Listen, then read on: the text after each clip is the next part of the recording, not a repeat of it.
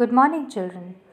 Today I'll explain you the fifth poem of Beehive English textbook, and the name of the poem is The Legend of the Northland.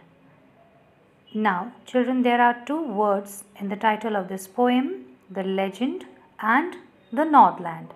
Now, what is a legend? Legend is an old traditional story which is told from generation to generation generally. And what is this word Northland? It is the northernmost part of New Zealand. So that part of New Zealand which is in the northernmost area is called Northland. So the poet Forbes Carey has written this poem which is related to the northernmost part of New Zealand which is called Northland. The poet has written this poem especially to teach children the values of generosity, kindness, charity, helpfulness, because she says that these are the values which are nowadays not found in people.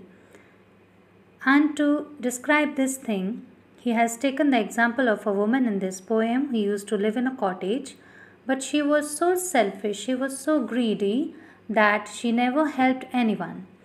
So let's see how the poet tries to inculcate these values in our children. I'll take the first stanza. Away, away in the Northland, where the hours of the day are few, and the nights are so long in winter that they cannot sleep them through. In these lines, the poet says that in Northland, the days are very short and the nights are very long. Because the nights are very long, it is not possible for people to sleep throughout the night. So here we are with the second stanza, where they harness the swift reindeer to the sledges when it snows, and the children look like bears' cubs in their funny furry clothes. In these lines, the poet says that this is a cold region, a very cold region, and during winter there is a lot of snow everywhere. And because of snow, people cannot drive any other vehicle. So for moving from one place to another, they have sledges with them, and these sledges are carried by reindeer. Reindeer is a kind of a deer which is found in cold regions. So the poet says that reindeer carry the sledges, and especially the little children, they wear heavy woolen clothes. And because of wearing so much of heavy woolen clothes, children look so cute like bears' cubs. Now let's see the third stanza. They tell them a curious story, I don't believe it's true, and yet you may learn a lesson if I tell the tale to you. In these lines, the poet says that children are normally told certain stories by their parents, and there are such curious stories about which children are very much curious to know them. So she says that she doesn't herself believe in such stories because she also used to hear them when she was a child. Although she doesn't believe in such stories, she believes that these stories are only myth. But she feels that she should narrate such a story to our children because it contains a good message for our children. Now here's the fourth stanza. Once when the good Saint Peter lived in the world below and walked about it preaching just as he did you know. Now the poet starts telling us a story about Saint Peter.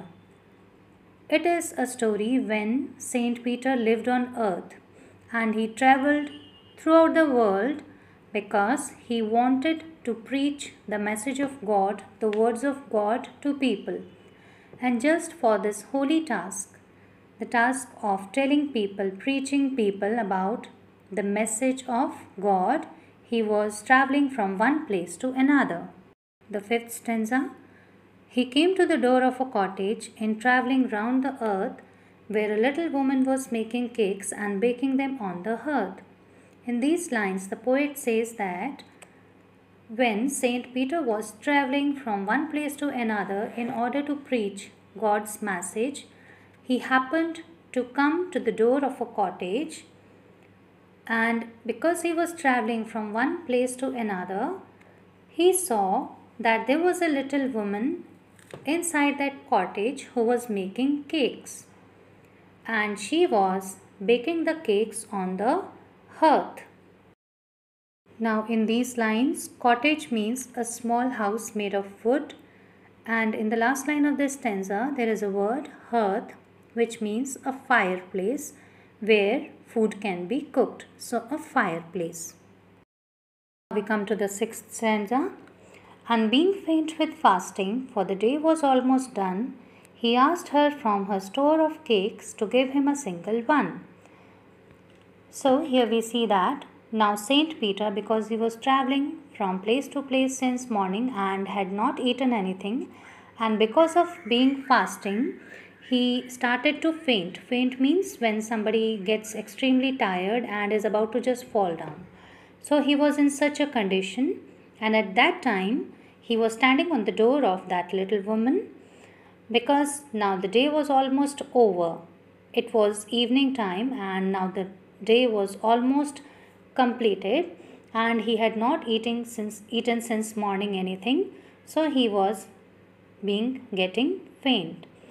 So he asked the woman to give her a small cake, a single small cake from her store of cakes, because she was having a shop of cakes and she used to sell cakes by baking them herself. So she was having a big shop. So he requested her that she should give him a small cake from her shop. Now the seventh stanza.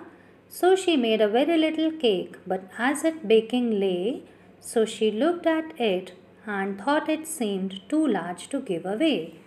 Now, in these lines, the poet says that she made a small cake to give it to Saint Peter, but when she was about to give it to Saint Peter, she saw that the cake was not so small. It seemed as if it was too big to give it to anyone. According to her, the cake was quite big that she could not give it to Saint Peter. Now we have 8th stanza with us. Therefore, she needed another, and still a smaller one. But it looked, when she turned it over, as large as the first had done. Now, what the lady did was that she started making another small cake to give it to Saint Peter.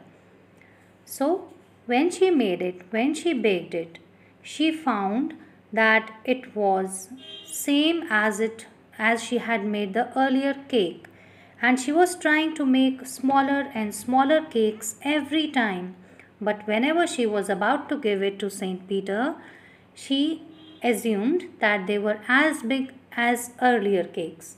This shows that the lady was a very greedy one, and she was not able to help anyone out of the cakes that she used to bake.